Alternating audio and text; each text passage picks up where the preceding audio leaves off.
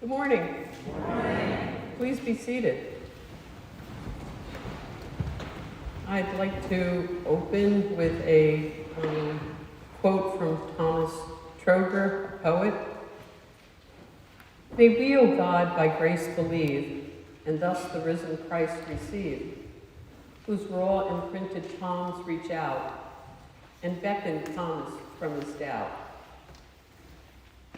Perhaps you've heard Ireland referred to as the Isle of Saints and Scholars. While that title is certainly true in my opinion, Ireland could equally be called the Isle of Storytellers.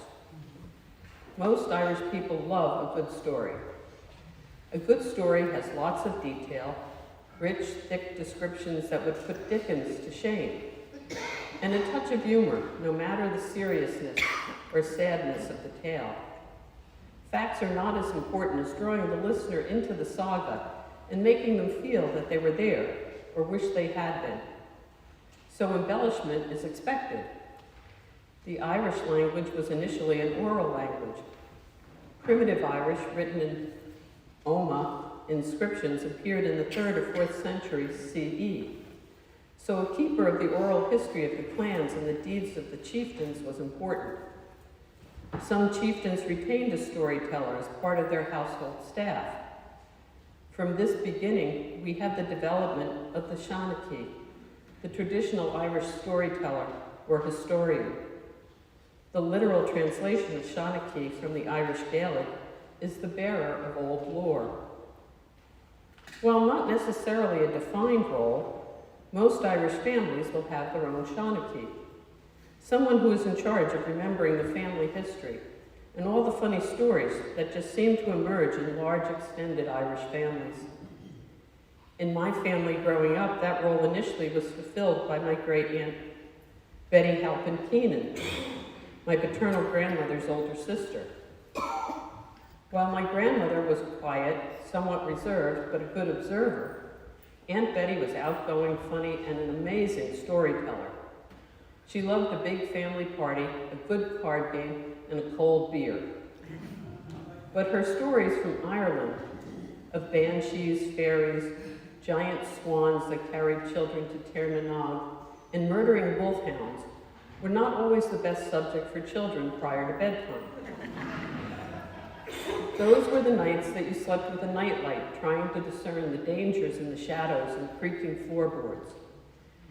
In my immediate family, my brother Joe was the Shanachie. Not big on the family history, which was left to my dad, Joe was the keeper of the funny stories, gathered and remembered from family gatherings. Joe's ability to tell a good story was an asset, as he made his living in sales of Budweiser beer. As Joe would say, I sell beer at the Jersey Shore. How hard is that? As the older sister, when Joe told a story, I was able to separate fact from embellishment, but I never called him out on the story details. Why ruin a good story with facts? In today's gospel, we hear John's story of doubting Thomas. The labeling of Thomas as doubting is problematic for me for a number of reasons. Let me explain why. I like Thomas, and I think he would make an excellent Episcopalian. He had questions and he asked them. Some healthy skepticism is a good thing in most situations. Thomas asked only for the experiences that Mary Magdalene and the other disciples had been given. They saw and spoke with Jesus. Thomas wanted to see the Lord so that he might also believe. Throughout John's Gospel, those who follow Jesus do so after the invitation, come and see.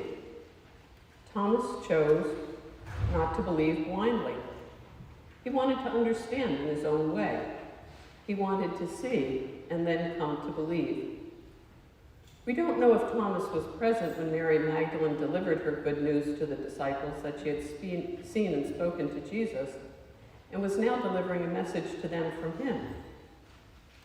Where we pick up today's gospel account, we find the disciples locked inside a house in fear.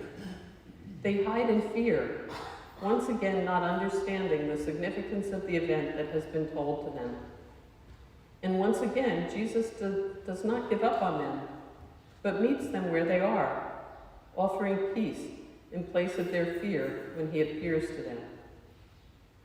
Thomas received the report that Jesus was alive from the other disciples, his friends. Thomas had known and traveled with these people for at least the last 3 years. He was with them and heard the parables that Jesus, a great storyteller, shared with them. He was probably aware that the disciples and he often didn't comprehend the point of the parables or grasp Jesus' predictions. How often has a friend of yours shared a story or the impression of an event that raised issues of accuracy for you? Maybe Thomas experienced the same response to the disciples' story of Jesus being alive. But then, perhaps doubt is the method by which we attain a deeper understanding of Jesus, his mission, and a stronger faith. Thomas put conditions on his faith. Unless I see the mark of the nails, etc. He wanted evidence, facts gathered by himself, not hearsay or wishful thinking. Thomas's skepticism of his friend's report of their encounter with the risen Christ provided him with a more personal encounter with Jesus and an invitation to touch Jesus' wounds. Once Thomas got his moment with Jesus, he seems to have forgotten all his conditions. From Thomas's own experience of not believing blindly comes his Christological exclamation, "My Lord and my God." So how do we come to believe today?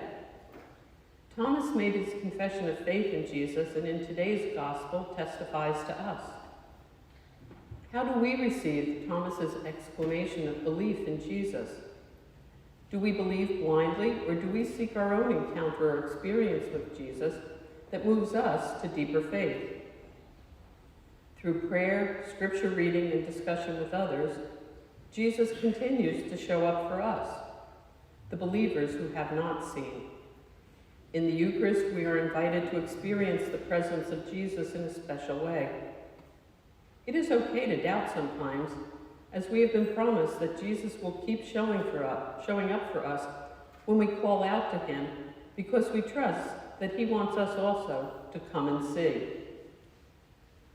We all doubt from time to time, and as was true with Thomas, his doubting or putting conditions on his faith didn't matter. What matters is that we come to believe. Everyone doubts, but not everyone, unfortunately, comes to believe. Push yourself in your faith until you are able to exclaim with love and awe, "My Lord and my God," and continue to share your story. Amen. Amen.